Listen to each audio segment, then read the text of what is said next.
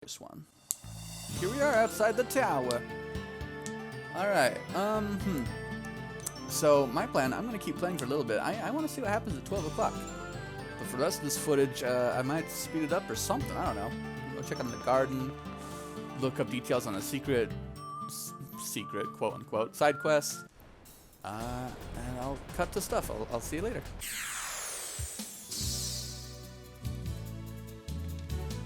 Hey, just doing a random battle for the heck of it. No, I gave you the new one, the Cosmic Cog. It's got a banish, instantly extinguishes the target's life force. Messed up. Replay, repeat the previous command at the end of your turn. That costs 100 FP, but fancy. Escape, you can escape from battle. In this game? No. Reset, you can just restart the current battle. Again, they're expensive for 100, but pretty fancy. Let's see what happens when we try summoning. We need the Time Guardian, Dandairan. Discard. System Chronos.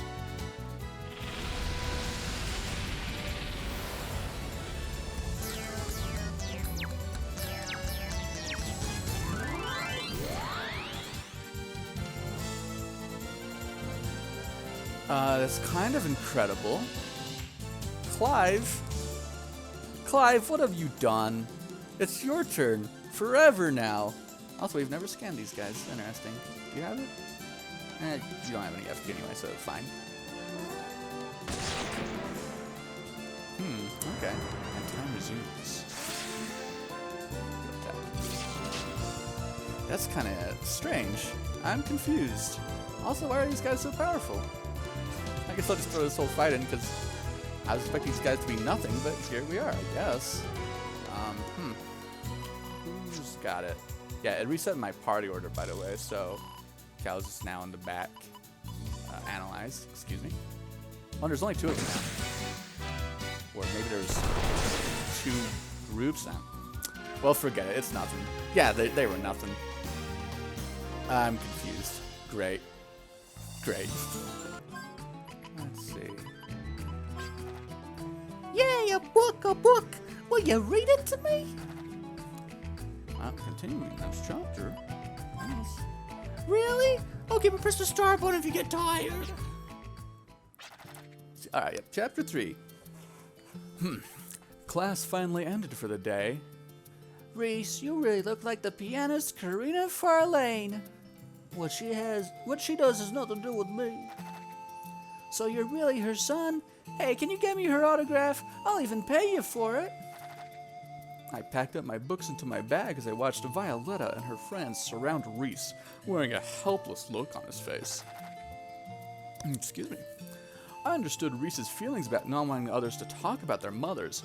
I would have stopped them, but I had already promised to meet Marivelle today. Toting my canvas pack, I headed out the school gate. I think I forgot something. I stood there trying to think about it, but since I couldn't remember, it probably wasn't that important. With a light skip, I headed for the sweet shop. I was going to buy that apple pie I promised Marivelle. Counting my coins, someone pulled on my sleeve as I was about to take the steaming apple pie. Uh-oh, could it be my teacher? As I timidly turned around, Reese was standing there with his hands on his hips. You shouldn't buy sweets after school. Oh, it's you, Reese. Let me go, please. I playfully put my hands together and winked at him, but Reese looked at me with a stern face. No way. It's against school rules. Darn, why is he being such a goody-goody? I pulled my sleeve away from him. Don't be so picky. You're getting on my nerves. I just wanted to... You... He flinched away, but rebutted in a small voice. I can't hear you. Speak up. I took the pie out of the lady's hands, who was taken aback by our conversation. Reese called my name as I ran away, but the voice was soon lost in the distance. The soft sunlight falling on the rooftop deck was clear as glass. The sky above us was blue as a robin's egg. As I enjoyed a sunbath, Marivelle cast a side glance at me. If it were winter, the sun would have set already, griped Marivelle as she looked up at the sun through her sunglasses. She is also wearing a costume today to shield her from the sun. She's a vampire, remember, or something like that. Yeah, probably. I answered passively as I held the craft in my left hand and measured the wind with my right fingertip. There's no sincerity in your words. Not answering to that, I aimed the craft at the sky. The sound of my heart pounding rings in my head. I heard Marivel hold her breath. A gentle east wind blew on my cheeks. Then, feeling a gusty wind coming, I let the craft go with a holler. Go! The craft sliced through the winds and flew down with great speed down to the inner court of Crimson Castle. The autumn sun fell as I searched feverishly for the craft. Wandering around with a lamp that red and blue lent me, Marivel, who was out of her costume by now, called my name. Jack. We stood there silently as we looked down into the beautiful mosaic patterned fountain where the broken craft laid. What did I do wrong? I mumbled to myself as I stepped into the fountain and picked up the craft. We'll look into that later. Jack, you'll catch a cold if you don't come out of the water, said Marivel with a kind and gentle voice. When I thought about it later, it was that kindness that triggered it. But at that time, I was stupefied by the sudden tears gushing from my eyes. Jack? Marivel called me with a wondering tone as I stood still in the fountain. Huh? Seeing my face, she slightly held her breath. Thankfully, she didn't say a word. Let's see. Go. Wordless, I sat on the edge of the fountain and tried to wipe the endless flow of tears with my sleeves. Jack, use this. Sitting next to me, she softly handed me her handkerchief. Will you listen to my story? She nodded quietly. I'm obsessed with aircrafts because, a long time ago, my mother, who was a migrant worker in Slayheim, bought me a model aircraft as a gift. Marivel's face was hidden from the backlight. So I was always playing with the aircraft. I started modifying it so it can fly farther, and it made me feel as if I could fly with it to my mother. But I always failed. Failure after failure. I feel so lousy and worthless at my helplessness. There, Jack. It might be so, But her words stopped abruptly. Who's there? A small scream was heard from the shadows, surprised by Marivel's incisive voice. For a moment, complete silence fell over the area. Marivel stood in front of me and yelled, Give up and show yourself! Out from behind the bushes came Reese Farlane. I'm sorry. You forgot your homework, so I wanted to hand it to you. All the blood in my body rushed into my face. Of all the people, he had to be the one to listen in. You've been eavesdropping. My earlobes were hot from embarrassment. I didn't mean to. Pounding vessels in my head blocked his words. Reese continued to apologize, but I pushed him aside and ran to the transporter. A sudden rush of weightlessness struck. The next second, the world turned white. A week went by. I completely ignored Reese, who was giving me an apologetic glance every once in a while. I wasn't happy about the fact he got to know Marivel after that either. I thought to myself, hey, grow up. But I'm still just a kid. Today, Marivel promised to fix the noise on my grandma's radio. Tossing my textbooks into my pack, I saw Violetta coming toward me. Hey, don't rush so much or you'll... Hey, Jack. Reese is going to come to my house and play the violin for us. Would you like to... Ah! Just as I thought, Violetta tripped on my pack, which contained my craft and the radio, and crashed loudly. Violetta... What's with the scary look, Jack? Fine, I'll pay for the damages. It's just a cheap toy. By the nerve, something snapped inside of me. It's not about the money. You know how much effort I've put into it? You know how much I've treasured it? Hey, is it something to get that upset about? It's just a piece of junk no matter how you look at it. That's not the problem, you spoiled brat! I continued in my head as I stuck my shaking hand into my pack. As I expected, the craft was broken into bits. Luckily, Grandma Dahlia's radio was undamaged, and its mahogany finish glowed in the sunlight. With both bitterness and relief mixed together, I stood up without saying a word. Marivelle invited me into the underground laboratory today. Now this is amazing. Or, no. There were many kind of monsters inside water tanks lined up against the wall. It was an unearthly sight. Haha. This one can only live underwater. Can you see its lungs? The vermilion over there, contrary to its appearance, has a refined taste for good music and will behave itself when you play some music for it. Boy, that's amusing. Marivelle walked up to a metallic workbench and stopped. Dear me, I forgot to call my assistants. I'm going back to get Red and Blue, so stay right here. Don't touch any of the machines, Jack. I knew she was having fun showing me around, but to be so immersed to forget about her assistants? Okay, I got it. She gave me a worried look as I chuckled, but turned around and went up the stairs. This place is really something. I looked around again at the seemingly endless rows of specimen tanks. The moonlight passing through the water tank lit the whole place blue. It was unreal, even mystifying. Releasing my breath, I leaned against the wall behind me. Then, along with a small alarm, a plate full of switches came rising up. What is it? Did I push a button when I leaned back? Anyway, I better put this thing back before Marivelle returns. I approached the panel and tried to push it back into the floor. Then suddenly, I literally jumped by the sudden alarm. What's the matter? Marivelle came dashing into the lab, holding a toolbox in her arms. Acknowledging what happened in the room, her face immediately turned to blue. Jack, why did you release the monster? What's that? I just tried to push this panel back in and... The vermilion is out of its tank! What? This is bad. If it gets to the transporter, it'll attack the town. Oh my god! I felt the blood draining from my face. Marivelle, can't we do something?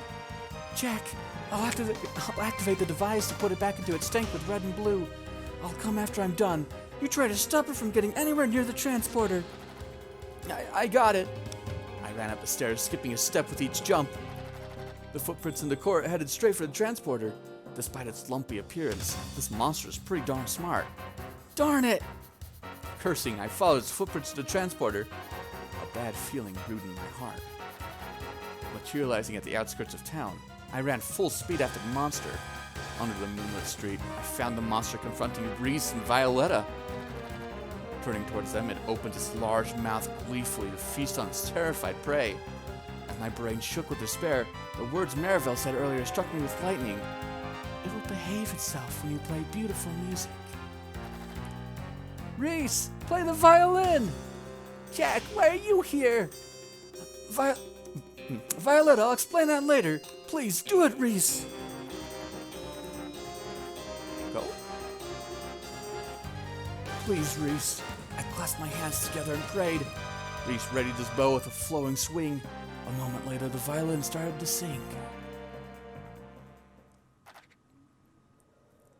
The beautiful melody of his violin brought all time to a halt. Like a cat fawning over his master, the monster let out a small cry and crouched in front of Reese. At the same moment, balls of light like fireflies covered the monster. The silhouette of the vermilion slowly faded away. When I looked around, I found Marivelle's blonde shadow by a tree. I pointed my thumb up. Returning the thumbs up sign, she disappeared into the darkness. The last passage of the melody finished. I slowly walked towards Reese. While putting his violin into the case, he looked up a little surprised, with his green eyes wide open.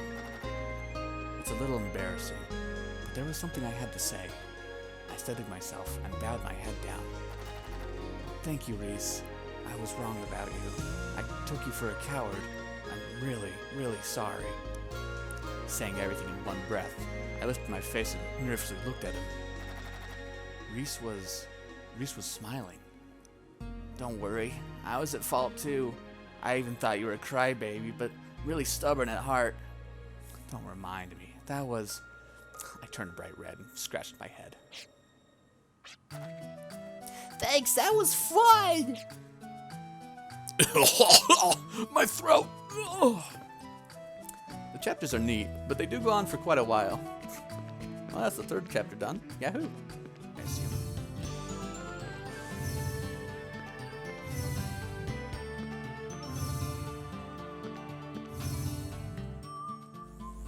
Here we go. This is the Millennium Puzzle I was trying to point out last episode, and I failed so hard to find. It's in the wrong train station entirely. Not necessarily the wrong continent, but yeah, bear with them. Alright, so Millennium Puzzle 1 out of 20. Difficulty level 1. These puzzles will test your wits. Touch the white crystal when you're ready to take the challenge. Solve the puzzle to receive an item. Alright, cool. You can't just eliminate any block. Keep in mind how many are left. So I did do this one as practice when I was, practicing the Let's Play in general, figuring out what I wanted to do, where to catch up. This is it. It's fairly straightforward. Just, you gotta be mindful. Excuse me. How many you've got by the end. Make sure you don't, I don't know, leave yourself with just one alone and all that. But really, it's pretty easy to correct yourself if you, I don't know. So long as you have at least 3, you can manage. It's fine. No speeding up. I gotta show this puzzle in its entirety, don't you know? Just, alright, I'll be quiet. You can listen to music.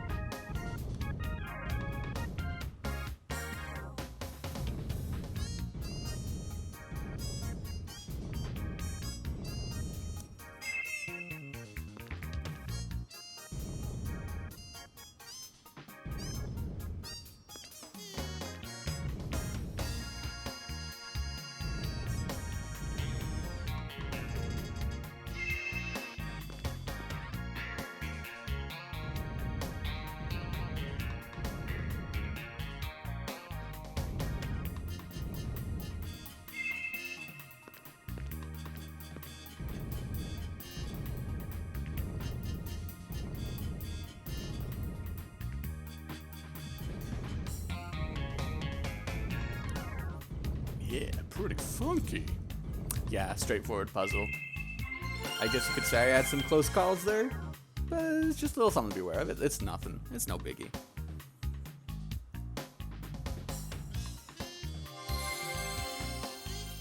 Yeah, baby. So I believe this one is Kate Boots again. Like, we actually already had one of these, so it's not, like, super unique. Yeah. That's the SOS reflex that Clive has, you know? Low health, your reflex goes up. Nice. I think I'm going to go wait in that dungeon now. It is 11:50. I'm going to just, grab some food, wait there, catch up with you guys if something happens. Hope it wasn't a waste of time.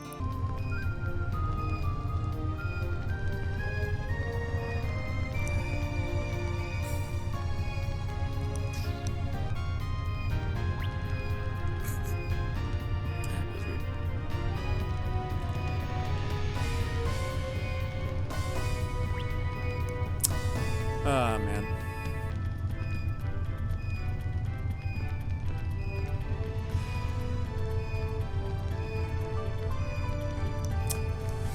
Oh,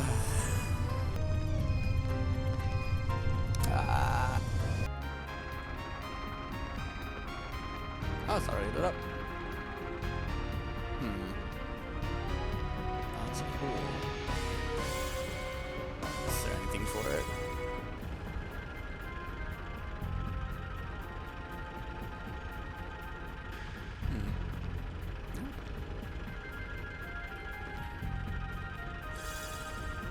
Might be nothing. Just leave and come back, just in case. Yeah, nothing. And like, yeah, judging by how the 12 is already lit when I came here, it just seems to point at like what the arrow hand is closest to. It's like, I guess probably at 12:30-ish, it'll point to the 1, or maybe just the 1 flame will be lit. I don't know. That's kind of strange. Anyway, not what I was expecting. I will check a guide later and see if I'm missing anything.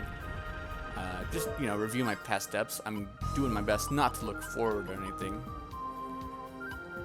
And I have to make it all the way back out with no encounter. No ECN gauge, rather. God darn it.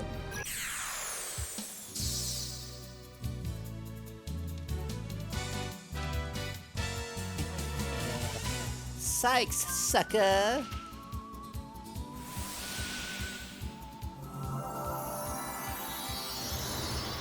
Ah, shoot.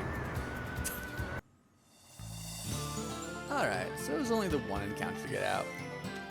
Well, at any rate, unless there's one more. That actually took 2, so made it out just in time. Alright, assuming that's all of it. Yeah, I have no idea how I'm going to cut this up.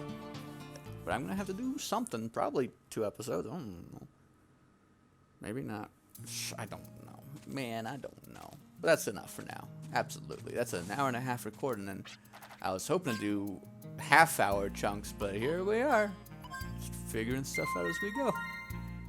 Alright, so yeah, thanks for watching. My throat hurts after all that reading.